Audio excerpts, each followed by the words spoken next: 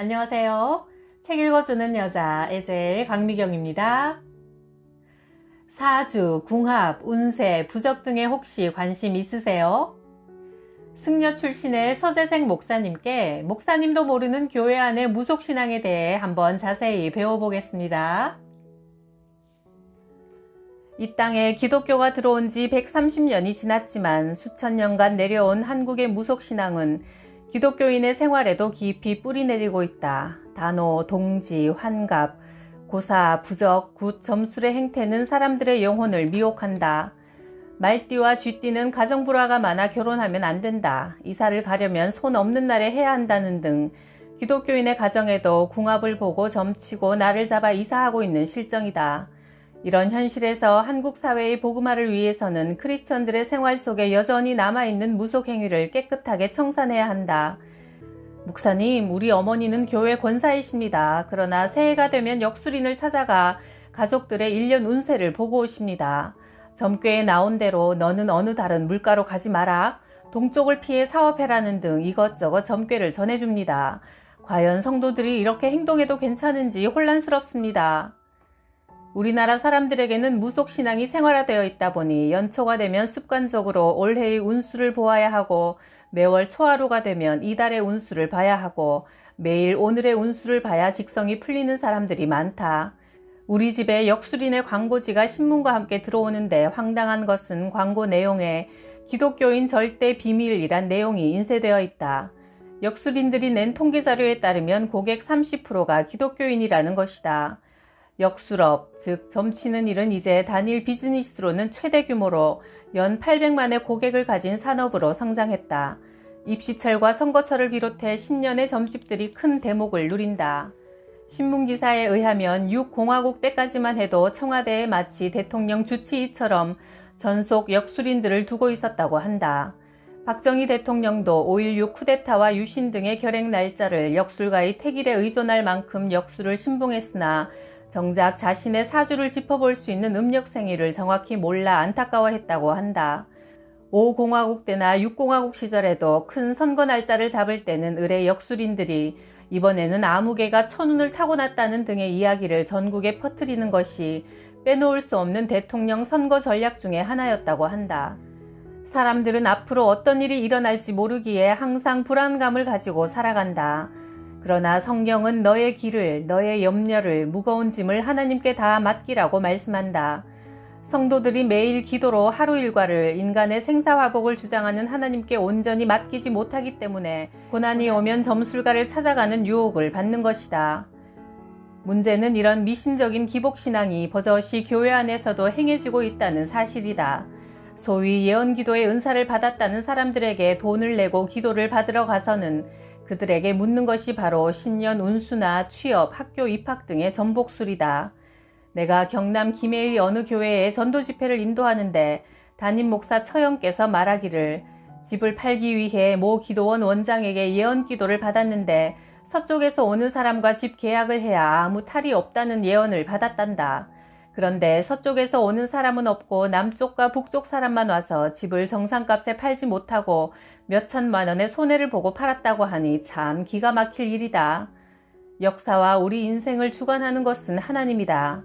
성도들은 운명론이나 팔자에 짓눌려 사는 사람들이 아니며 귀신의 힘을 빌어치는 점괘를 믿는 것은 하나님의 주권을 인정하지 않는 우상 숭배 행위다.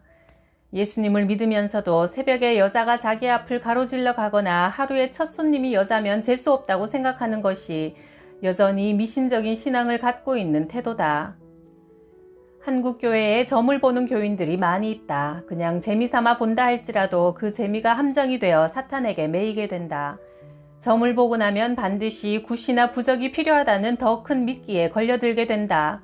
재수가 없다느니 운수가 사납다느니 액땜을 해야 한다고 하면서 굿이나 부적을 팔아 큰 돈을 뜯어내는 것이 점치는 무당들의 목적이기 때문이다.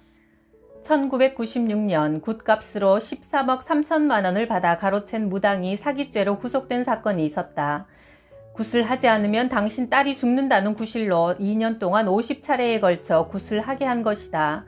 당시 고등학생이던 딸이 학업 스트레스로 신경질 증세를 보이자 딸의 몸에 들어와 있는 귀신을 쫓아내지 않으면 딸이 무당이 된다고 하면서 딸에 대한 굿을 마치고는 시아버지 홀령을 위한 굿을 하고 이어서 딸의 어머니에게도 무당기가 있다며 굿을 하는 등 이런 유치하기 짝이 없는 구실로 굿을 해댄 부부는 서울의 명문대를 졸업했으며 남편은 공기업 간부요, 부인은 영어 교사였다.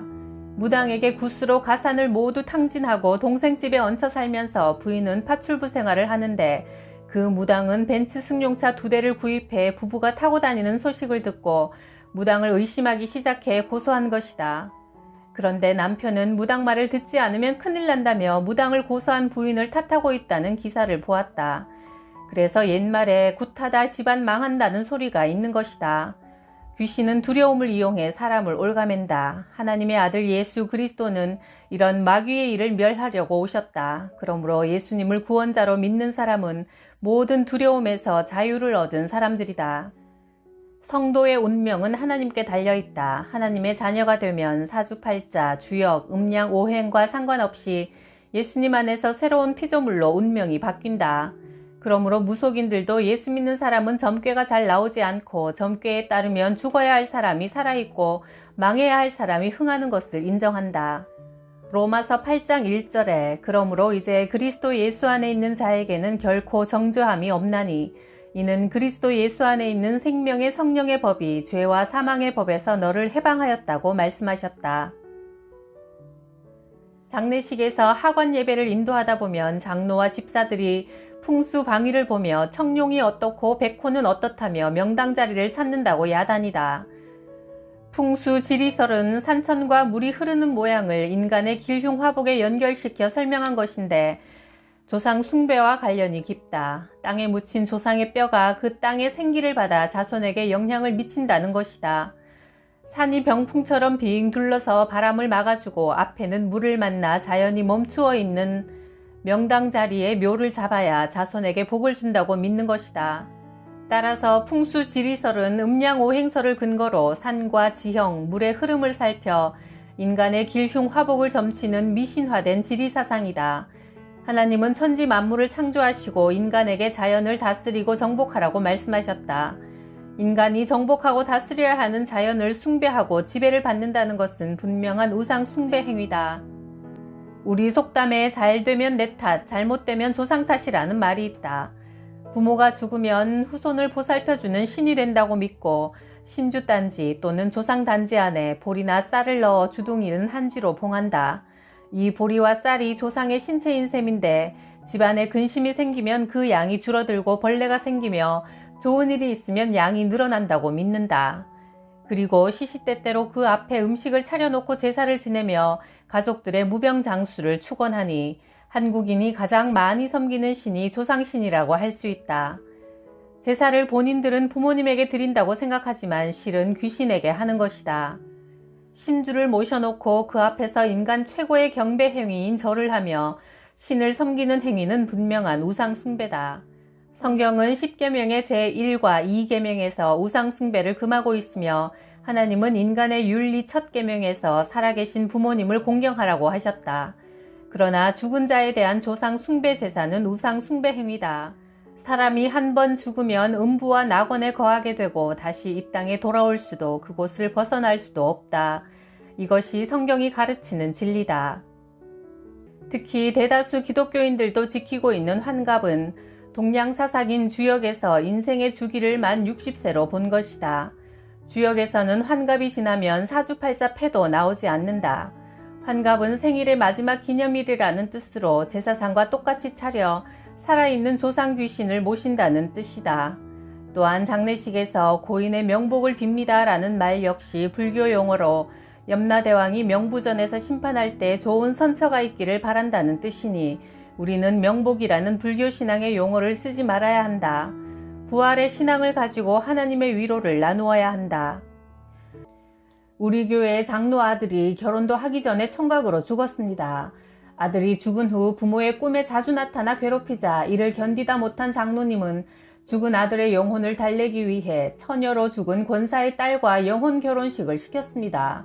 이래도 되는 건가요?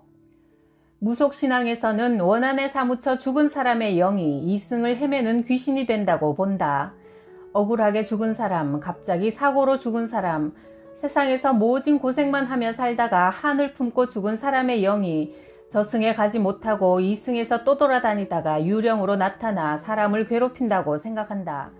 그래서 객사한 사람의 시신은 집안에 들이지도 않는데 이것은 집안에서 편안히 죽지 못하고 비명에 죽은 원기를 두려워하는 풍습 때문이다.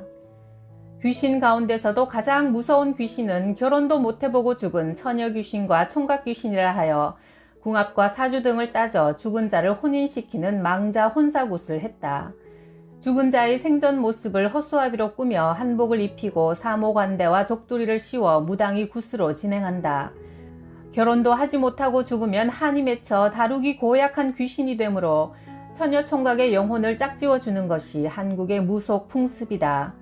기독교인이 이런 무속신앙에서 벗어나지 못하고 영혼 결혼식, 즉 혼사굿을 하는 것은 위험천만한 일이다. 어느 교회 장로가 친구의 자녀 영혼 결혼식에 참석하고 기도한 것이 문제가 되어 1년간 심우 정지가 되었다. 불교에서는 스님들이 부모들이 낙태시켜 죽은 홀령들이 어머니 주위를 떠돌고 있으니 이들을 천도시켜야 한다며 수백만 원씩 받고 천도제를 올리기도 한다. 이러한 무속에 미혹당해서는 안 된다. 장로님이 아들이 장가가지 못하고 총각 귀신이 될까봐 그것도 권사님의 죽은 딸과 영혼 결혼을 시켰다는 것은 장로 권사로서 두 분의 신앙 고백을 의심하게 하는 큰 죄이다. 성경에서 말하는 귀신은 인간의 사후 영혼이 아니라 범죄한 천사들이다.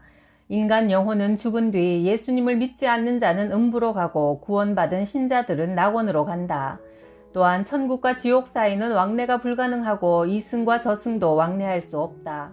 따라서 죽은 사람의 홀령이 귀신이 되어 세상에서 배회할 수 없으며 그가 산 사람에게 빙의, 옮겨 붙을 수도 없는 것이다. 성경에서 말하는 귀신은 천사장 루시퍼가 스스로 교만하여 하나님을 대적할 때 천계에서 쫓겨나 사탄 마귀가 되었고 그를 추종했던 천사들 3분의 1도 함께 쫓겨나 귀신이 된 것이다. 문제는 성경의 귀신관과 무속의 귀신관이 혼합되어 나타나는 현상이다. 교회 안에서 귀신을 추방한다고 환자의 신체를 때려서 괴롭히는 행동은 무속의 축기 방법 중 하나다. 내가 경험한 어느 교회에서는 귀신을 내쫓고 병을 고치기 위해 복숭아 나무 가지를 꺾어 환자를 때려 초죽음이 되도록 만들기도 했다. 이런 것은 세속 풍속에서 귀신들이 복숭아 나무를 무서워한다며 제사 음식에는 복숭아를 올리지 않는 등 복숭아가 귀신을 추방하는 부적 같은 역할을 한다고 믿는 속설에서 나온 것이다. 우리는 그동안 목회 현장에서 교회 부흥이라는 명목하에 이런 무속 현상들을 많이 묵인해왔다.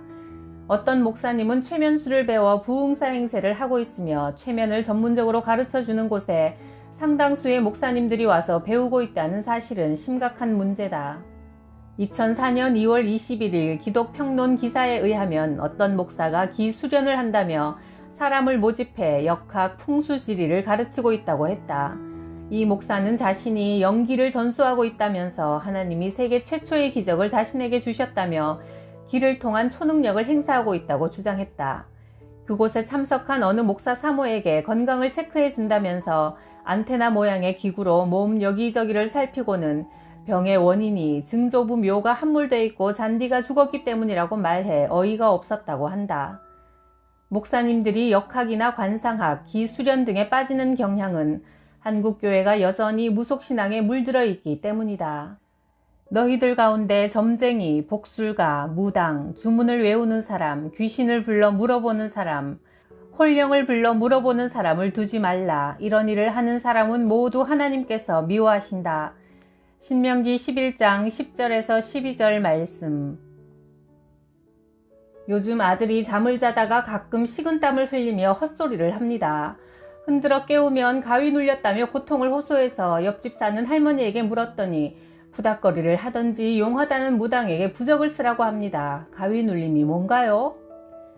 가위 눌림은 분명히 잠에서 깨어났는데 몸이 굳어 움직일 수 없는 상태에서 보통 숨쉬기가 곤란하고 외부의 어떤 힘에 의해 압박을 당하며 이상한 환상이 보이고 환청을 듣는 현상이다. 가위 눌림은 악몽과는 다르게 의식은 깨어있지만 온몸이 묵직한 물건에 눌려있는 것 같이 마비되는 듯한 느낌으로 귀신 같은 존재가 목을 죄어와 숨을 제대로 쉬지 못한다.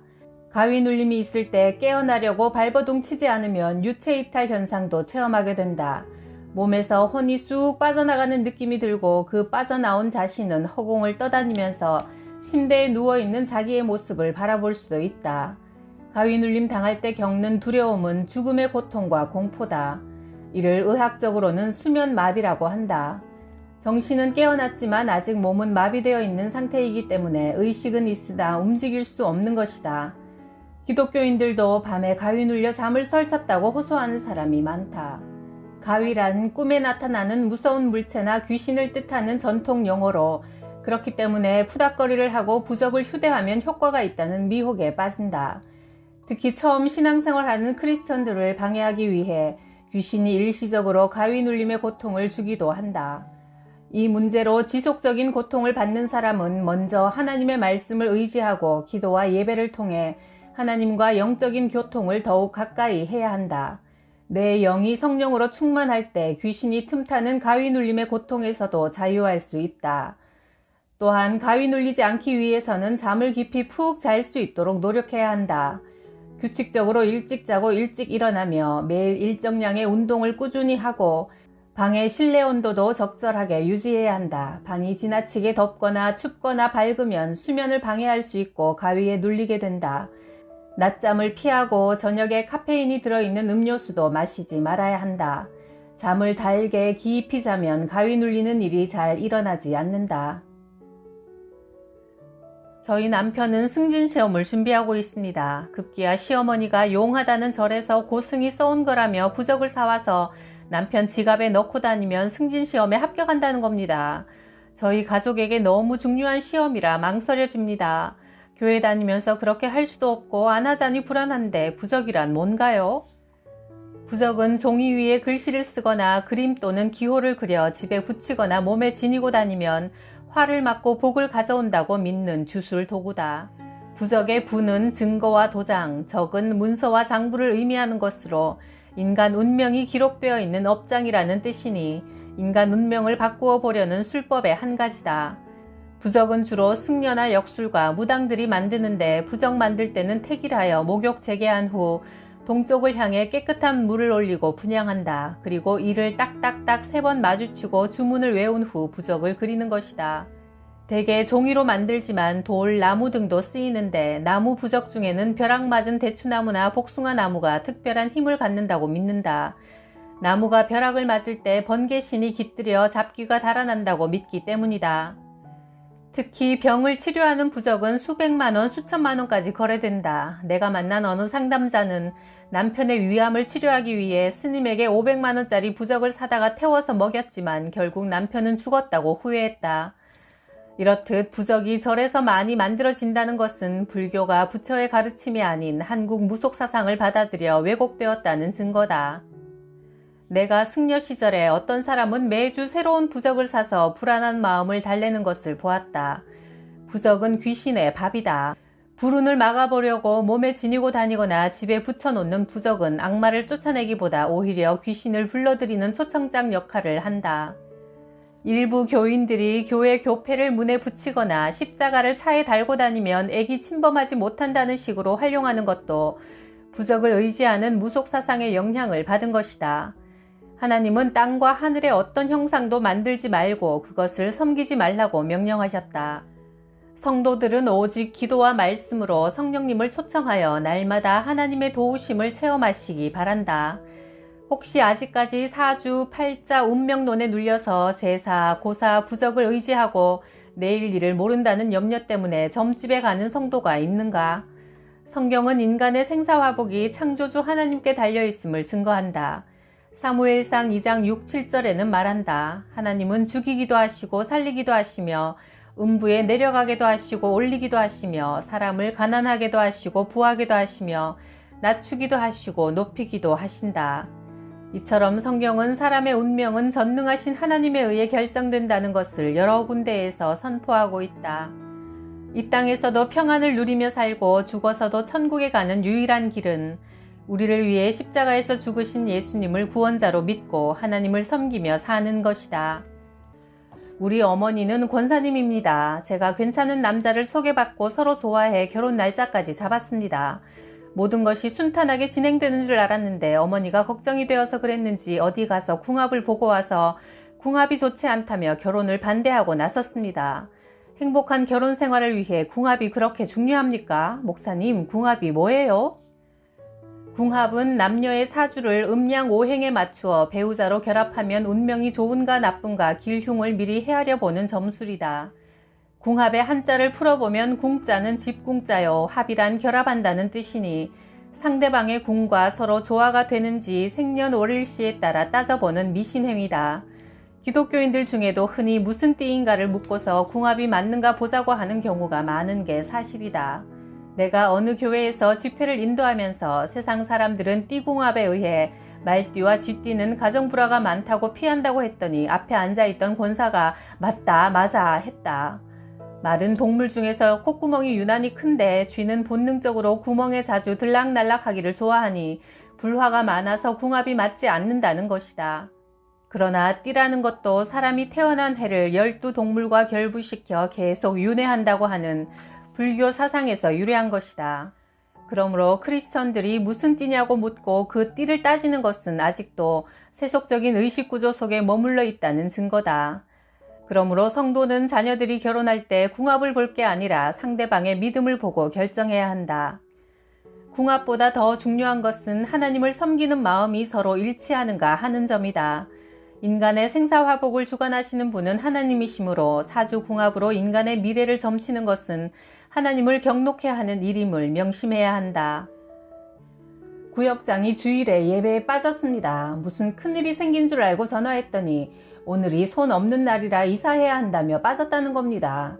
어이가 없어 구역장이 그러면 안 된다고 야단을 쳤는데 자기만 그런 것이 아니라 다들 그런다고 하니 손 없는 날이 뭔가요? 무속신앙에서 손이란 사람의 활동을 방해하는 귀신을 말한다. 그래서 손 없는 날, 즉 인간 생활에 해를 주는 귀신이 활동하지 않는 날을 택하여 혼인, 이사, 집수리 등을 했다. 무속신앙에서는 동서남북 중 매일 한 방위에 손이 있어 그날 그 방향에서는 악신이 활동해 매사를 방해한다고 믿는다. 특히 음력 금음날은 손 없는 날이라 해 만사 형통하는 날로 여겼고 그 외에도 9일 10일, 19일 20일, 29일 30일은 악마가 하늘로 올라가 땅에는 어느 쪽에도 손이 없는 날이라고 한다.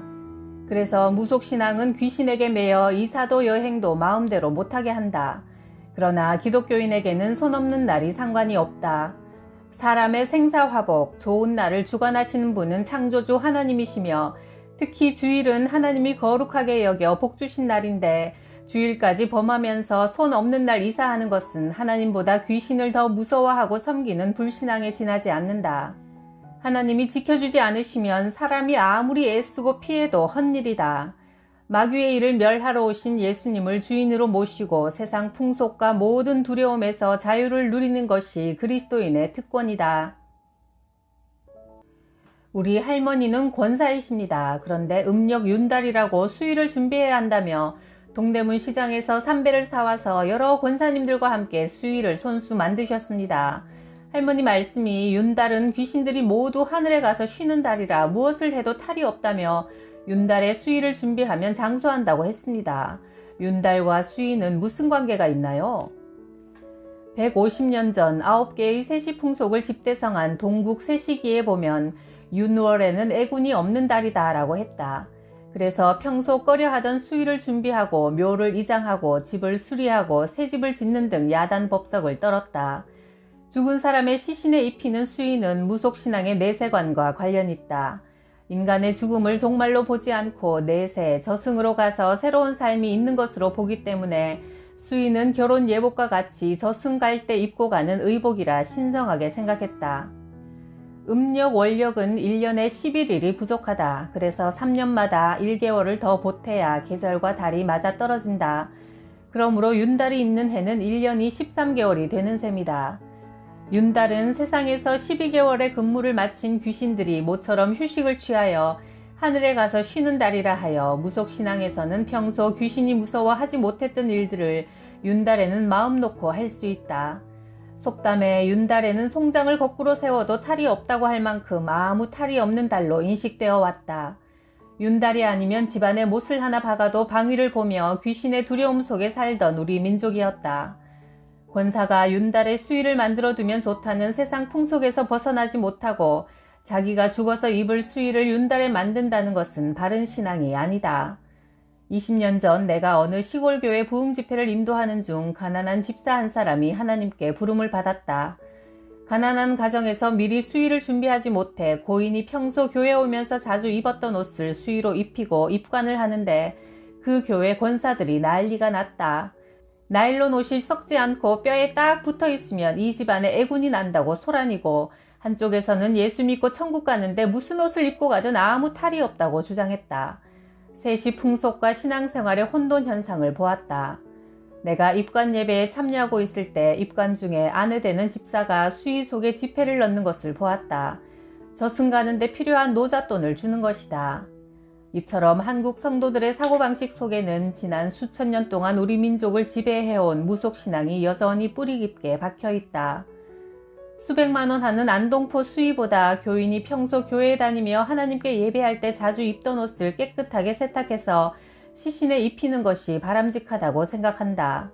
한국 교회는 이런 무속신앙의 영향을 경계해야 한다. 겉은 기독교인이나 속은 무속신앙인이 많다. 하나님의 말씀을 바로 가르쳐 교회 안에서 무속신앙의 잔재를 뽑아내는 것이 한국교회의 역사적 시대적 사명이다. 할머니가 교회 집사의 눈을 보시고는 살이 끼어 있다고 하셨습니다.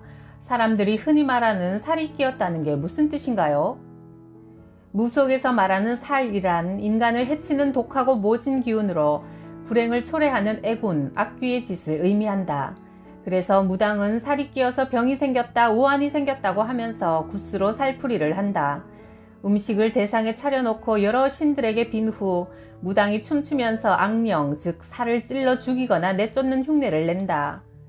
그러나 무속신앙에서 말하는 살, 어둠의 영은 빛 대신 예수 그리스도를 모시고 사는 성도들은 두려워할 필요가 없으며 오직 인간의 생사화복을 주관하시는 하나님을 더욱 담대히 믿고 섬기면 되는 것이다. 집사이신 시어머니가 제가 첫 아이를 낳았을 때 부정을 막으신다고 새끼줄을 꼬아서 사이사이 고추와 숯과 생솔가지를 끼워 대문에 걸어놓는 금줄을 치셨습니다. 아이가 태어날 때 왜 금줄을 치나요? 금줄은 악귀를 쫓는 주술적인 금기 표지로 부적과 같은 의미에서 사용한다. 아기를 낳았을 때나 장을 담글 때, 병마를 쫓아내고자 할 때, 마을에서 공동제사를 지낼 때 잡귀들의 접근을 막는다는 의미로 금줄을 쳤다. 금줄에서 붉은 고추는 밝은 색이라 악귀를 쫓는 효험이 있다고 믿었고, 매운맛은 나쁜 기운을 쫓는다고 믿었으며, 숯의 검은 빛은 잡귀신을 흡수하는 기능이 있고, 또 귀신이 가장 무서워하는 불의 시기 때문에 사용한다. 생솔가지는 솔잎이 1년 내내 항상 푸른 잎이므로 그 힘을 인정하여 금줄에 다는 것이다. 성도들은 이런 무속 풍속에 구속받을 필요가 없다. 너를 창조하신 여호와께서 말씀하신다. 너는 두려워하지 마라. 내가 너를 지명하여 불렀으니 너는 내 것이라. 네가 물 가운데로 지날 때 내가 함께할 것이라. 강을 건널 때 물이 너를 침몰치 못할 것이며 네가 불 가운데로 행할 때 타지도 않을 것이요 불꽃이 너를 사르지도 못할 것이다. 이사야 43장 1절 2절. 내가 전국 2000여 교회에서 집회를 인도하면서 성도들을 보면 오늘날 한국 교회 안에 예수 무당들이 은사 집회란 미명으로 점술과 같은 예언 기도를 하고 돈을 받고 기복적인 안수 기도를 하는 모습을 자주 보게 된다. 하나님께서 싫어하시는 우상 숭배 행위를 삶에서 추방하고 오직 창조주 하나님과 구원자 예수님만을 섬겨 자손만대 하늘의 진정한 복을 누리시길 바란다.